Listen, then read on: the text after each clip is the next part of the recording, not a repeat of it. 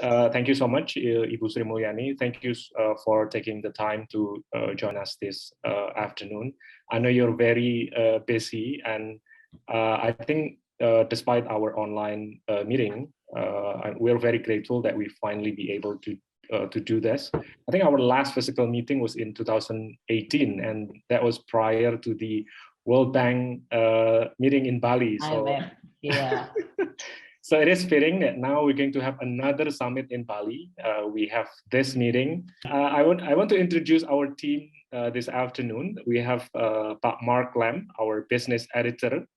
We also have Vincent Fabian Thomas, our business reporter. Vincent is the veteran. Yeah, you must have known him. Yeah. Okay. Yeah, and I want to begin our session with sort of a word of congratulation, because I think 3 weeks ago we have seen that you have played quite a significant role in the G20 Finance Chief meeting, and I think you're the best person to sort of play that diplomacy. This is not really a easy way to do this. I think you have mentioned that with Richard Quest that this is really a difficult balancing act, and I think you have pulled it off quite well. We want to congratulate you on that. And yeah, we want to continue on that positive note. And our first question, well, this is kind of a good news for us, that Indonesia has booked 5.1% GDP growth in the first quarter. And this is sort of, we can take this as a good news. So our question is, how do you view this economic growth during the COVID-19 recovery? Has this been according to your expectation? Are we on the right track, Bu Sri Mulyani?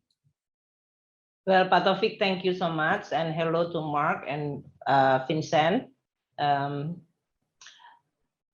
think in terms of the performance of the economy, we expect that the first quarter recovery is the continuation of the last quarter 2021.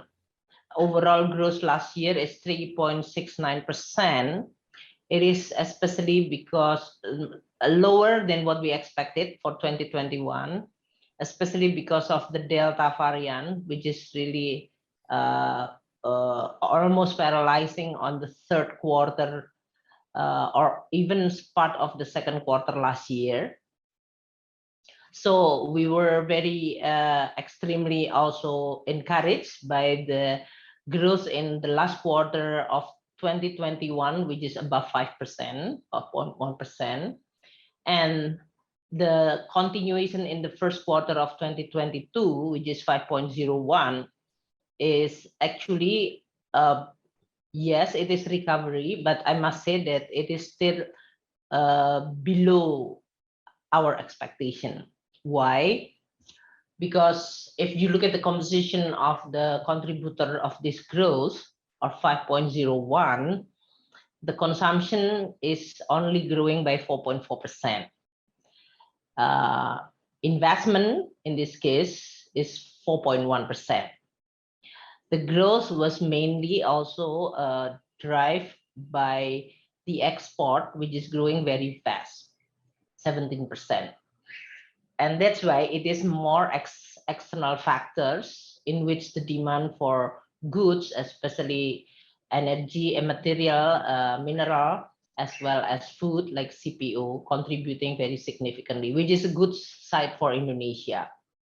But we really, if you look at the composition of growth, we still have homework to do, especially on the recovery of the consumption and investment. I think this is the most two important engine of growth for Indonesia. Now, within that context, the 5.01 is good, but then we have to be very vigilant, given the fact that the challenge of the recovery globally now, it's much more complex. First, we recognize that this complex recovery already happened last year. First, because we know that the recovery is not smooth because pandemic is not over yet and the virus is continue mutate into new variant. and that's creating uncertainty in itself. The second one, also, globally, the recovery was not evenly distributed, or at least is not enjoyed evenly by all countries because of the vaccine access, as well as their ability to boost the recovery process through their monetary as well as fiscal tools. So each country have their own, what you call it, limitation, constraint in terms of the ability to support the recovery, whether this is on the monetary side, fiscal side, and on the vaccination side. And that's create an uneven recovery. And with this uneven recovery, creating the complication, because those who recover fast will then have to look at how balanced their recovery, especially between supply demand. Usually the demand, because pent up among during the last 2 years of the pandemic, the demand has been suppressed. Now with the pandemic relatively managed or controllable, the demand suddenly pick up very strongly. So the demand, the speed of the demand recovery is always very strong, or stronger or faster than the supply side. The supply side is more like behind because many things. For example, like the labor is not easily returned to the place. I was in the United States, I was in European Italy at that time, and they are all saying that the labor is not immediately then after 2 years that they are work from home or stay at home immediately want to work in the office or work in the field. And that's create a more complication regarding then manufacturing sector, transportation sector in the United States. It was very obvious. You don't have enough truck driver. So when the merchandise has been already in one place, but cannot be distributed because there is no one driving this. So that create a lot of recovery complication for many countries. But the most actually challenging of this is because the advanced country, especially United States and Europe, they recover very strong, very fast, very early, and very strong. 2021. If you look at their growth, I think the United States, was it like above 7%, and Europe is even close to 6%, 5.7%, their growth last year. So it's a very strong recovery, but then accompanied by increasing price because of the supply disruption. The supply side is not following, or it is not recovering as fast as the demand side. So in the advanced country, a good story of the recovery accompanied by a worrying story of inflation. And that definitely will responded in terms of the policy, responded by tightening monetary policy. And that means interest rate is going to be increased faster, sooner, and that will have a huge spillover for the many developing and emerging countries. So that is the story of the recovery at the global level, which is uneven and creating already complicated situation. Now, 2022, February, was that, when was the last, February, end of February, Russia attacking Ukraine. And that's create additional stress on the supply side, because this not only just a war, it is actually attacking the supply of energy as well as food. So you can imagine in 2021, when the story of the recovery in which demand running faster than supply side, now combining with this war, we just make the supply even more suffering setback. That's create what you call it extreme situation of the commodity prices, especially two most sensitive politically and socially, that is energy and food. So for policymakers, this is really a very complex situation to manage, because the tools that we have, especially on the fiscal side, we can actually intervene on the supply and demand side. It's really depend. First, whether you have fiscal space. The second one, how you are going to design. like Sri Lanka, they don't have fiscal space. They are facing this, so there is no choice for them except the crisis. Pakistan is the same thing. So for Indonesia, it's really a complex situation on how you are going to, on the one hand, the recovery is already happening, but there is a growing new challenge, which is much more complex. This is despite the fact that pandemic is not also over. So we still have to make sure that the pandemic is over, because we see in China, we see in United States, although in United States it's relatively very free now that you are not wearing a mask and so on, but the pandemic is still there. It's actually creating this kind of disruption. And also in China with their zero COVID policy, which is creating a lockdown. So that is maybe a long answer to your question about the 5.01. 5.01 in terms of level is so I must say, I would say that it's welcome. Because the first quarter last year was actually very low base, minus 0.7. This 5% is actually the level that we expect. I'm expecting more than that. It's actually much stronger recovery, but we do understand that we have Omicron as well as this disruption on the supply side, which is not easy.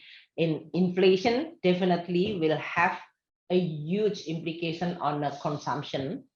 And that's why, as I said earlier, what we want, a recovery, we just really have a 3 engine of growth: consumption, investment, and export. Today is only export, which is very strong. Investment is still at around 4%, and consumption is only 4.4%. If we want to grow by more than 5%, definitely the two, like consumption and investment, have to grow by above 5%. And this will not be easily achieved because consumption will be threatened by this inflation due to the commodity price. So this is the situation that we are facing at this very moment. Never a dull moment, sure. Never a very peaceful situation, but in each period of this stage of recovery, there will be a new challenge that need to be addressed. Yeah, and following up on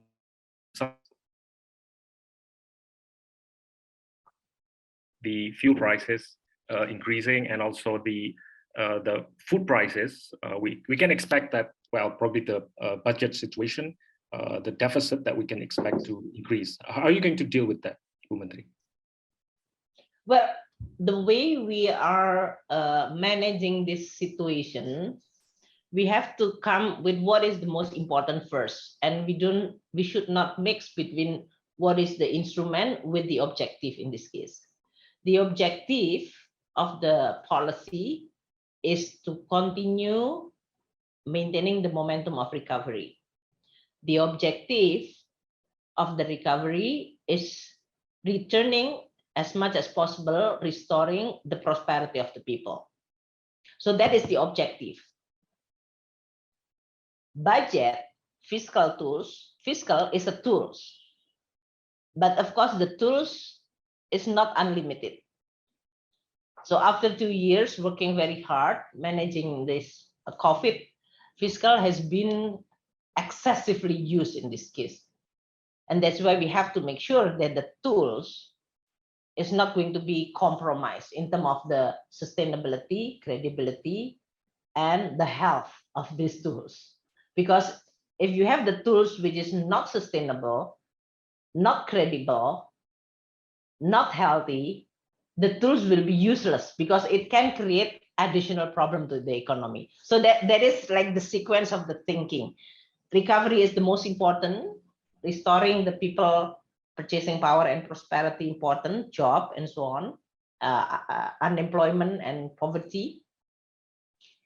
And the tools is the fiscal, but because fiscal has been working very hard in the past 2 years, we have to be very measured of using these tools. That is the construction of the thinking. Now, within that context, the dynamic of the problem is, of course, First, as I said earlier, inflation which is coming from the supply side. So the inflation in Indonesia is not really from the demand side. It is really supply disruption. That is the price from the external factors. The demand is still, if you look at, as I said, the aggregate demand, consumption and investment is still relatively modest. 4% growth is not excessive demand. So for us now, how we are going to use the tools of the fiscal? First, with the high commodity price, the revenue that we are going to receive is going to be what you call it, above the budgeted figures, right? Let me see my figures. If I'm not mistaken now, with our current estimation, our revenues estimate for 2022 is growing maybe between 11 to 13%, above, not above. It will grow by 11 to 13% from the baseline of 2021. Don't forget 2021, if you remember, Pak Taufik, we announced that our revenue in 2021 is above target also. This is when we said that, the tax, the first time in the 12 years is actually now achieved their, what you call it, target above, so more than 100%. So the baseline 2021 is relatively high because it's already above the target at that time. Now with this higher target this year, because commodity prices keep high and increasing, we are going to have revenue which is even above the target. So that's good story on our budget, meaning that the budget will be stronger and healthier because of the revenue side. And this is not only the commodity price. You remember that we just passed the Undang-Undang HPP, Harmonisasi Peraturan Perpajakan, that is the tax regulation harmonizing, which is a total reform of the whole tax regulation in Indonesia on the income tax, VAT, customs, as well as general provision. This is a very strong package of reform on the tax, which the objective is to increase the tax ratio, improve the tax revenue. So I have two very important factors in supporting the recovery of our budget: the higher commodity and the reform of tax. That's good story. The challenging story on the expenditure side, because of this recovery is still very early and fragile, and it can be potentially hit by the inflation which is coming from the supply side. So the choice is whether you are going to pass through this shock coming from outside directly to the people or the economy, or you are going to protect the recovery of the economy and the people using the fiscal tools. And as of now, as I said, the design of our policy is because the recovery is still early and fragile. We are choosing to protect the recovery and the people purchasing power. The implication subsidy will increase because when you create a cushion, the very huge shock, then the budget will become the very reliable cushion, people and economy relatively protected, but this is going to be like absorbing this shock. Now, our estimation on the subsidy side, that is on the fuel and electricity, as well as the cooking gas, LPG 3 kilo especially, is going to increase very dramatically if we are not doing any price adjustment for this 2022. But because the revenue increase also dramatically, it can offset each other.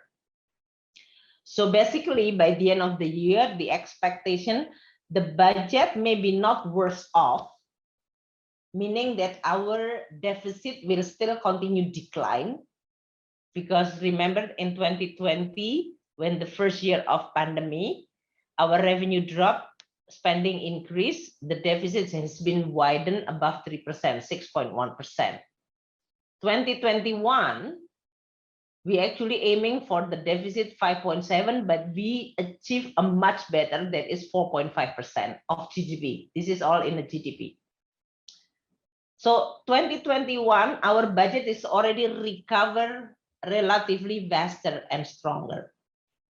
Now in 2022, we actually expect that the recovery of our budget is going to be even faster.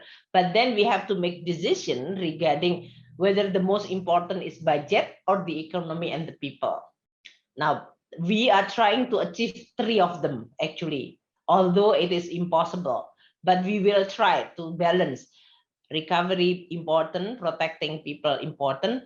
Our budget should be and need to be healthier. And that's why within this next 6 months or until the end of the year, the most important is how we should balance all these objectives.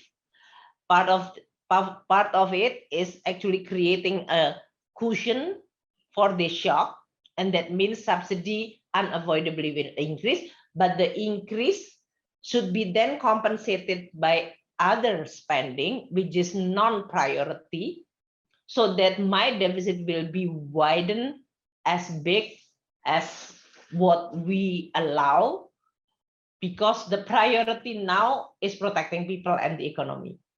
So I'm going to continue doing a discipline on the ministerial spending and even transfer to the local government. So we will continue looking in a very detail where the spending which can be cut, because now all the resources will be for protecting the people and the economy. Just like in the last 2 years, all the resource focusing on pandemic, this time is really on protecting people. And so that is with all those combination, we are hoping that the budget is going to be continue consolidated, meaning then healthier, but the people and the economy will be also protected. Not 100%, no one can shield everything 100%, but if the shock is still manageable from the economy as well as from people as well as from budget, I think that's going to be the right way to go. Yeah, I think that's very reassuring, Bu Sri Mulyani. I mean, considering this situation in Sri Lanka or other South American country, I think that's very reassuring that we can have that stability and probably a better political stability. I think for the next round of question, I think Mark will pick up from me. Please, Mark, go ahead. Hello, Ibu Menteri. I'm Mark, head of the business desk at Jakarta-Post. I'd like to ask a few more questions about the economy. I know you've touched on many of them already, so I'll just try and keep it snappy.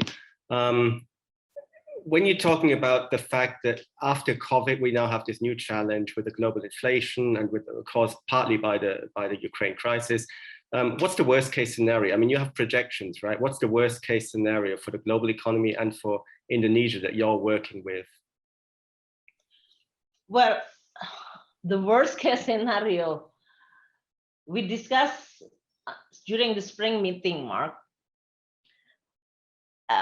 I think IMF Kristalina mentioned in a very simple word, but that's actually implicitly is showing what is going to be the worst case scenario for the world. Growth is going to be, which is supposed to be higher for the recovery, but what happened is growth is going to be lower.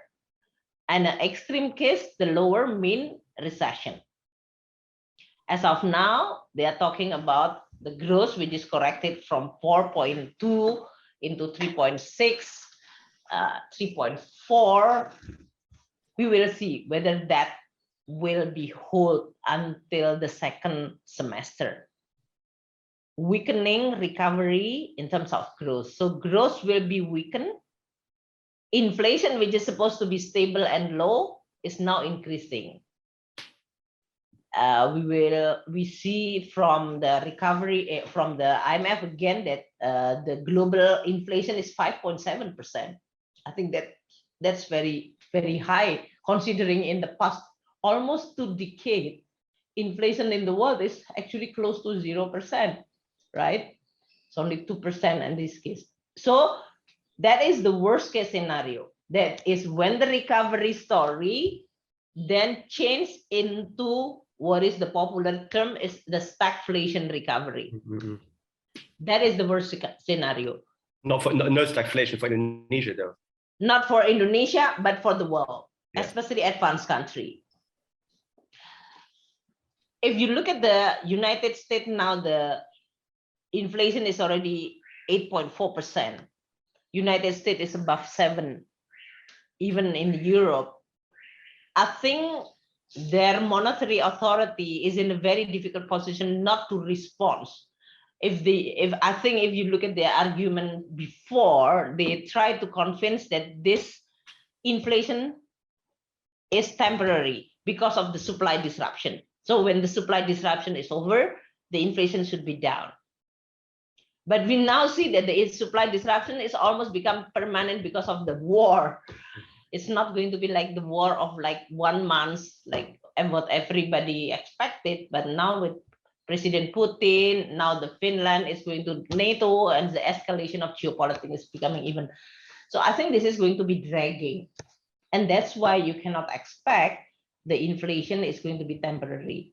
If the inflation is temporarily high, even though the first cause is supply side, but then you really then know that the supply cannot respond to the higher demand, that the demand should be softened. And demand should be softened, that means that they are going to increase interest rate.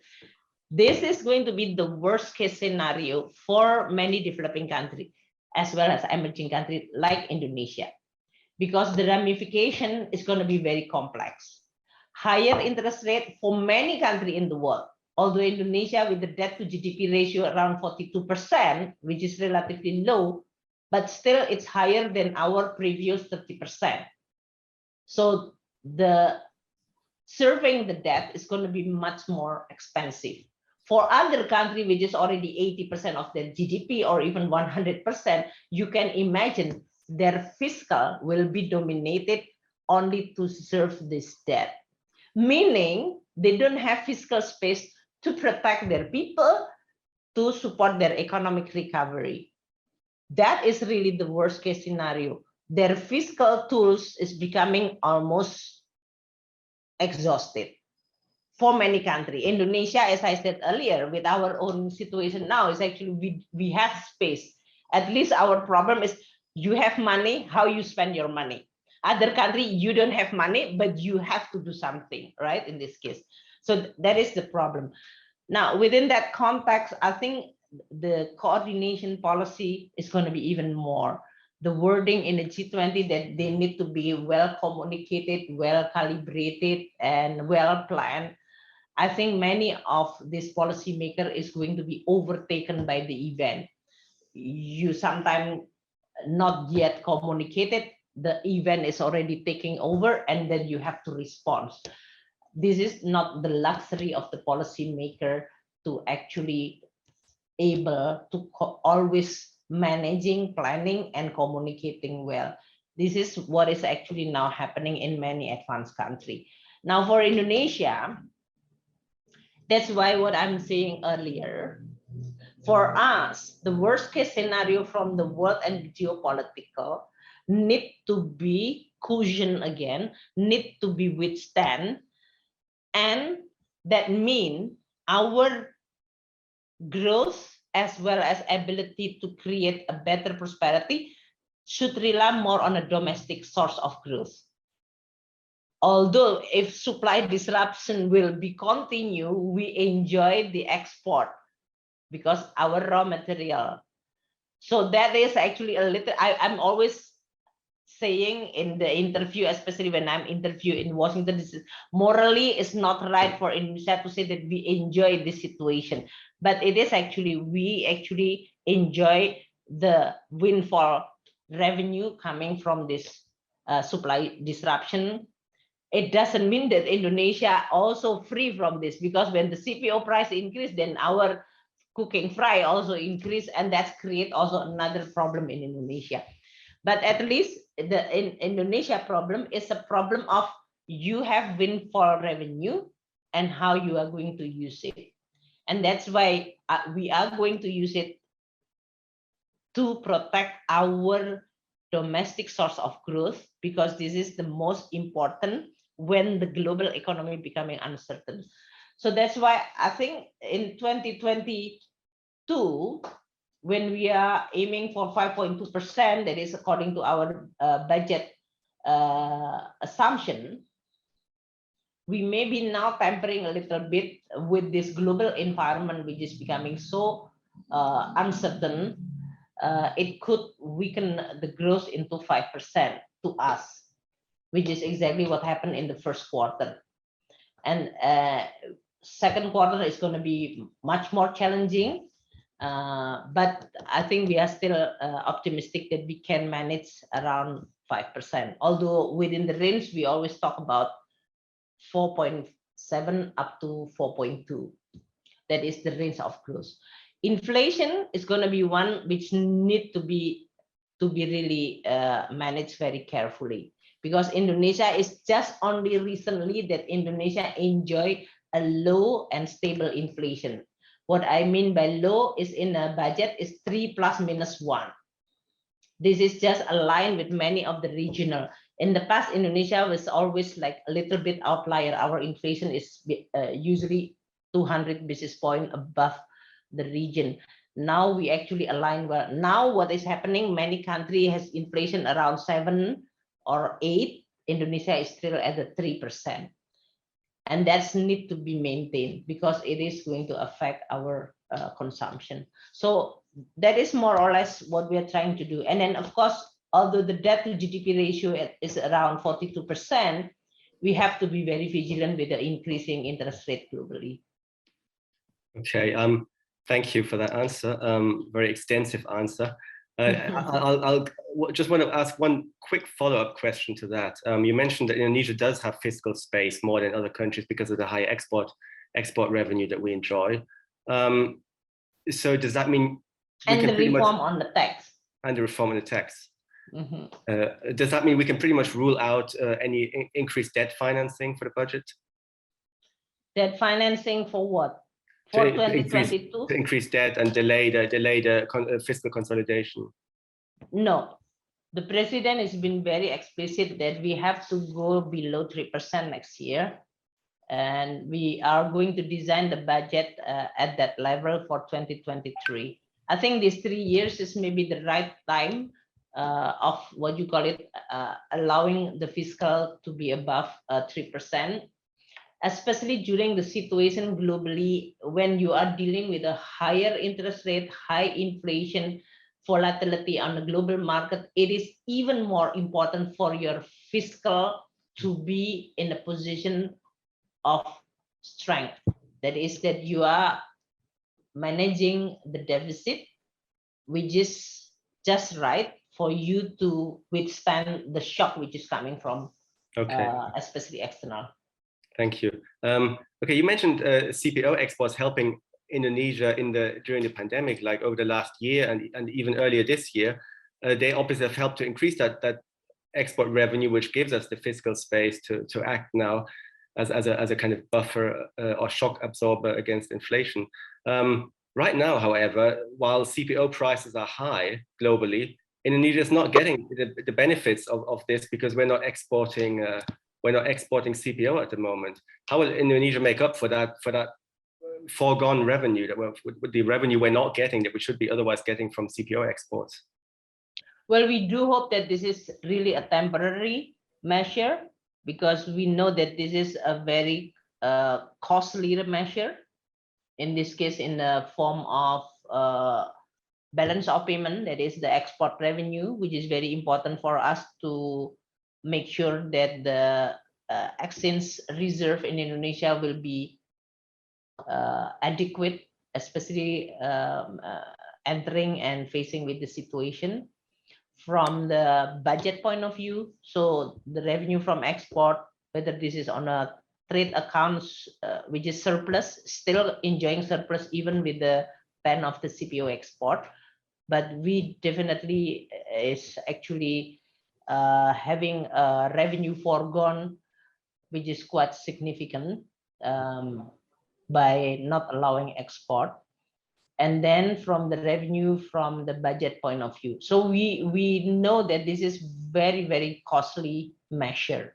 So the government is working now in a more detail how we should come with the right measure, again, on the one hand, protecting the people interests, and on the other hand, we also have to manage the global environment, which is very, very bumpy at this very moment. So we will try to come up with a policy which is makes sense for all these objectives.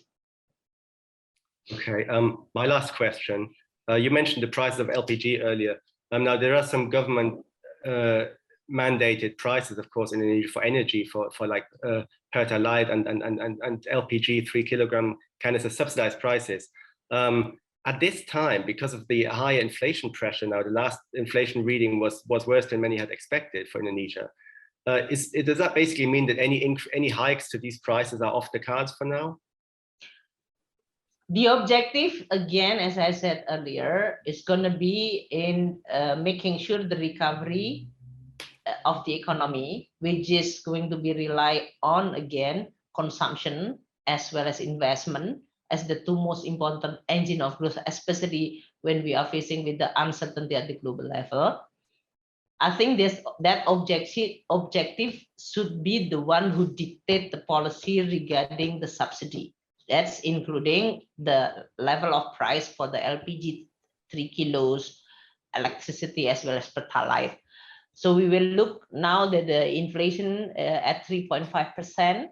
This is even when we are not even touching these three very important commodities. So we really have to come up with what is going to be our estimation of the aggregate demand, especially consumption and investment, that need to be achieved in order for us to be able to manage the recovery of the economy.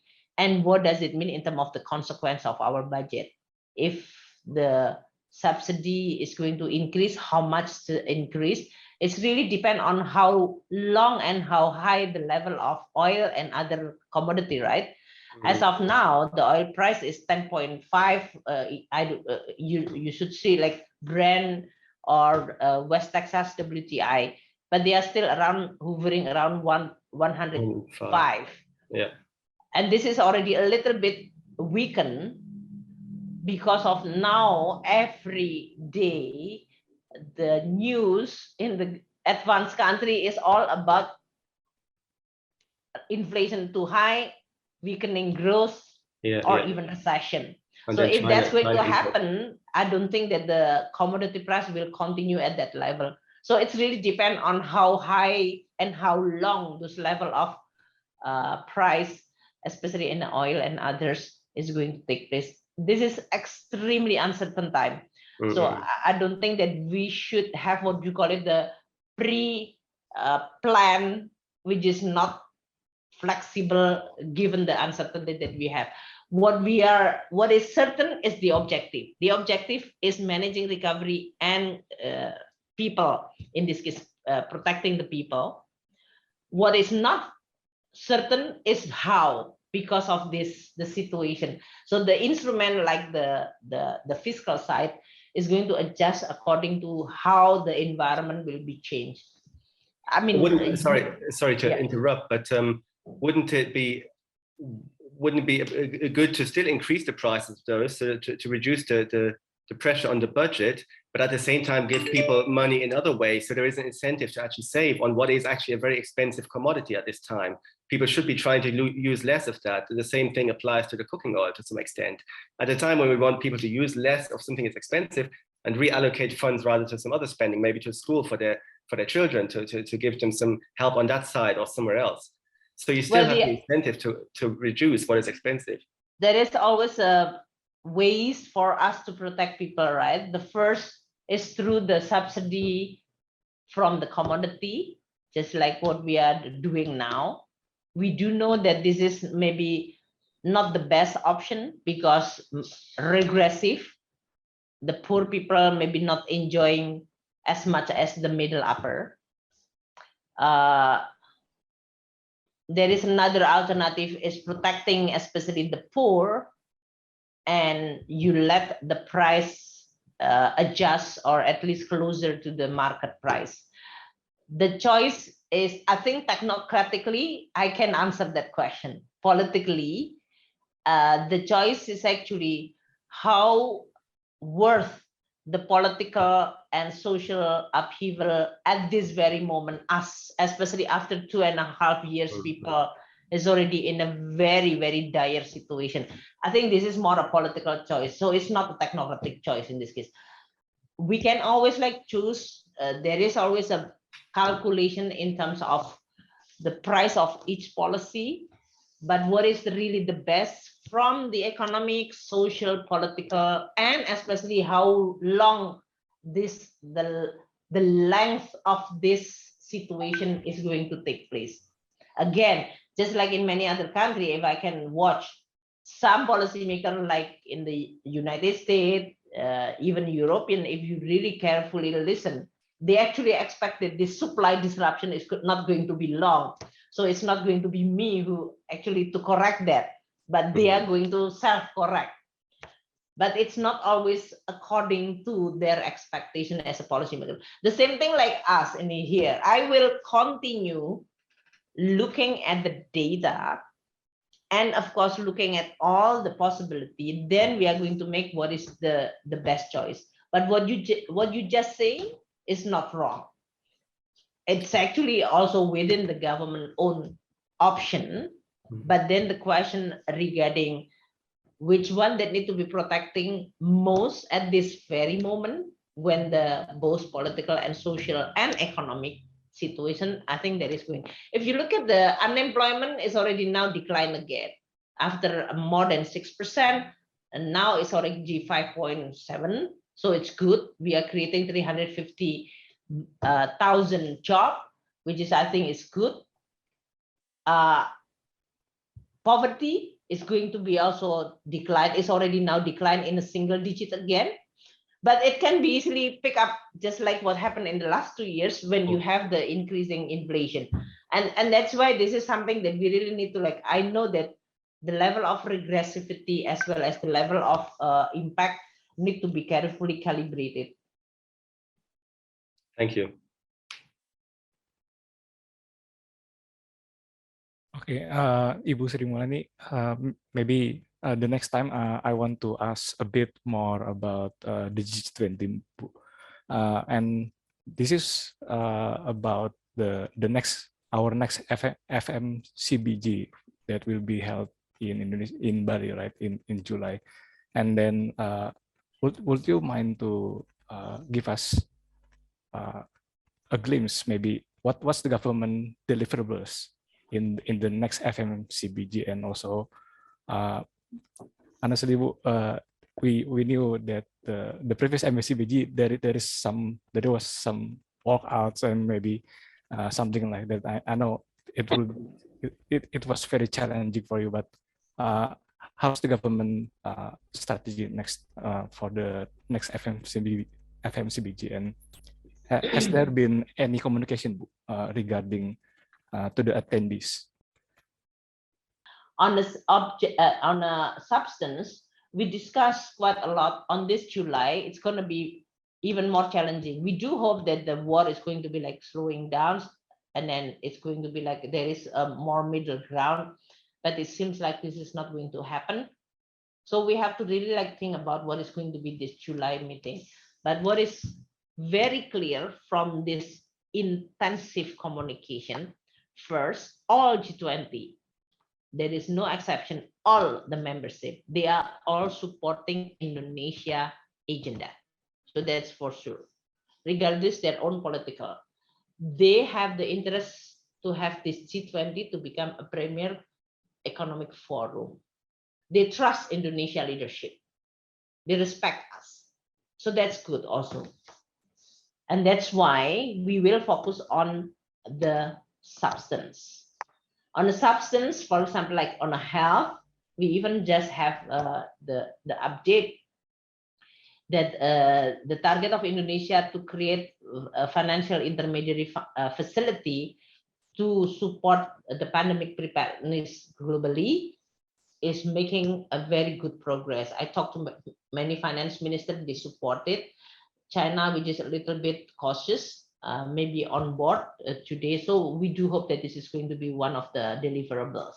So at least globally, during the Indonesia leadership, there is a mechanism in place, better and hopefully well resourced on the pandemic preparedness. That's on the pandemic. On the sustainable finance, on the finance track, I think we are also is going to like achieve, especially because of the leadership and the initiative of the Indonesia of the energy transition mechanism. Now, Janet Yellen, John Kerry sending letter to me and Pak Luhut that they want to like working very closely to make sure that this is going to happen. We work with Japan now, United Kingdom and United States. Yesterday, I just met with Germany. They are all want to work very closely. So Indonesia as a host will become also a credible in providing the template for what we call it a transition financing, which is now becoming a template for all of us. This is a very strong, credible, even during this very difficult high energy price that we will continue to deliver. This is post-Glasgow COP meeting. So it's a good progress on that side. On the digital side, financial inclusion, I think they are going to mix. Sure, global taxation, we are going to have a very strong deliverable in which we are going to implement the two, what you call it, agreement. So we, last April, FSB and some member country, especially asking that we should address the issue of crypto. So this is going to be one additional. So there are a lot of very strong substance that we are going to discuss on the G20 July. One thing which is related, many of the developing country, especially low income country, on their debt restructuring, we also try to make this framework to work. So it's still very strong, and we're still communicating until, well, hopefully getting better in July. But is there any updates regarding the climate investment fund? You know, back in the COP26, and also the one that I found really interesting in the FMCBG is one also about the gender-based taxation. Is there any updates regarding that book? Okay, on the climate fund, as I said, the energy transition mechanism is going to be one. I think from what the discussion, even during the spring meeting, there is an agreement that the collaboration and coordination between government, private, SOE in this case, philanthropic, and any country like Indonesia has become one of the example which is already mentioned many times. I think that's going to be one of the most important, as I said. It's not just the framework, but they are talking about the real money that can be implemented. If the country want to retire coal earlier, if they want to build renewable and all those things, I think that's going to be a very good one. On the gender and taxation, the two most important milestone is related to the digital taxation, as well as the agreement, the two-pillar agreement on a taxation, which we are going to start implement in 2023, but the 2022 is going to be the most important on the timeline. So that is more important because it's really related on how the certainty of the taxation across border, across country, especially on a digital era. On the gender, I think this is now the initiative which is we are asking OECD to, after we have these two pillars, now we are talking about is the taxation is providing the neutral or less neutral on the gender equalization, gender participation. I think this is a very good, it's not new for my personal experience, because my dissertation back then when I was very, very young, it's actually about this gender and taxation. So talking about the behavior of the labor, whether female or male, related to this gender, are they neutral or not? I think this is going to be a very good one. This is one of the consistent issue which is talking about, when we talk about gender, you should look at aspect, especially for women, what is their obstacle or handicap to be able to participate in the economy actively. That's including many things, not the childcare and all the flexible hours or now taxation. I think that's very good to come up with that. Okay. Okay, I think that we can wrap up our session. I think we have gone over time. Thank you so much, Ibu Sri Mulyani. Thank you for the extensive answer. Thank you, Ibu Sri Mulyani. Thank you very much. Hope to see you again soon. Thank you, Pak Taufik.